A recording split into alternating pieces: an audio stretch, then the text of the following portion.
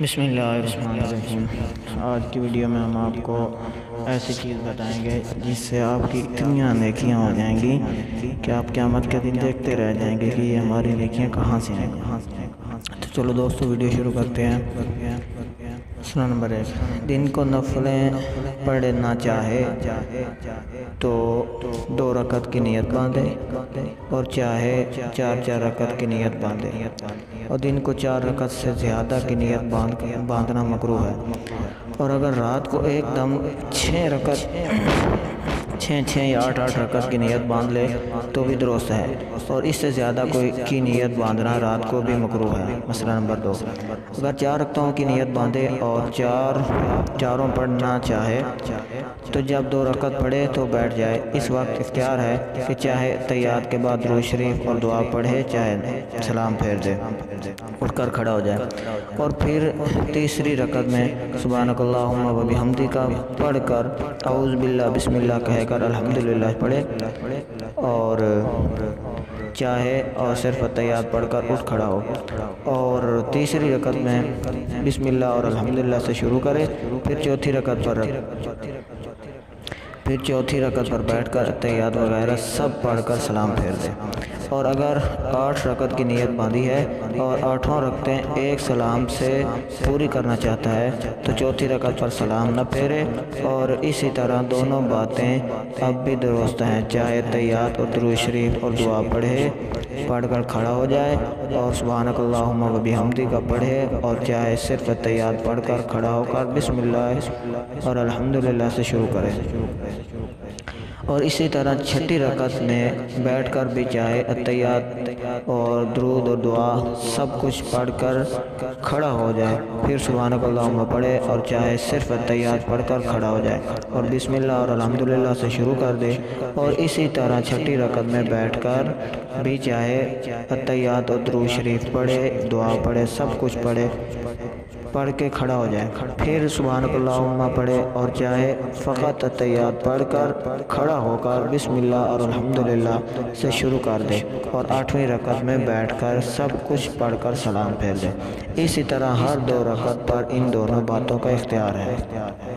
مسئلہ نمبر 3، سنت اور نفل کی سب رکعتوں میں الحمد کے ساتھ سورت ملانا واجب ہے، اور اگر قصداً سورت نہ ملائے تو گناہگار ہوگا، اور اگر بھول گیا تو سجدہ صاحب سے کرنا پڑے گا، اور سجدہ صاحب کا بیان آگے آئے گا۔ اگلی ویڈیو میں ہم آپ کو سجدہ صاحب کا بیان بتائیں گے۔ مسئلہ نمبر 4، نفل نماز کی جب کسی نے نیت باندھ لی تو اب اس کا پورا کرنا واجب ہو گیا، اگر توڑے گا تو گناہگار ہوگا، اور جو نماز توڑی ہے اس کی قضا پڑھنی چاہیے، لیکن نفل کی ہر 2 رکعت الگ الگ ہیں۔ اگر چاہے 4 یا 6 کی نیت باندھے تو فقط 2 ہی رکعت کا پورا کرنا واجب ہے، 4 رکعتیں واجب نہیں ہوں۔ پس اگر کسی نے 4 رکعت نفل کی نیت کی، پھر 2 رکعت پڑھ کے سلام پھیر لیا تو کچھ گناہ نہیں۔ مسئلہ نمبر 5،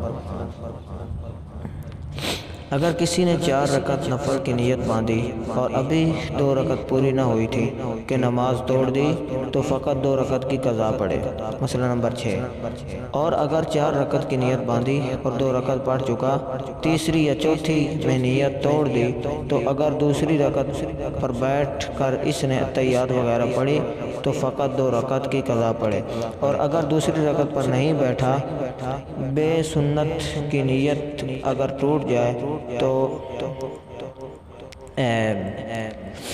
بے بیٹھے تحیات پڑھے، بھولنے سے کھڑا ہو گیا یا قصداً کھڑا ہو گیا تو پوری 4 رکعتوں کی قضا پڑھے۔ مسئلہ نمبر 7، ظہر کی 4 رکعت سنت کی نیت اگر ٹوٹ جائے تو پوری 4 رکعتیں پھر سے پڑھے، چاہے 2 رکعت میں بیٹھ کے تحیات پڑھی ہو یا نہ پڑھی ہو۔ مسئلہ نمبر 8، نفل نماز بیٹھ کر پڑھنا بھی درست ہے، لیکن بیٹھ کر پڑھنے سے آدھا ثواب ملتا ہے، اس لیے کھڑے ہو کر پڑھنا سنت بہتر ہے۔ اس میں وتر کے بعد نفلیں بھی آئی ہیں آ گئیں۔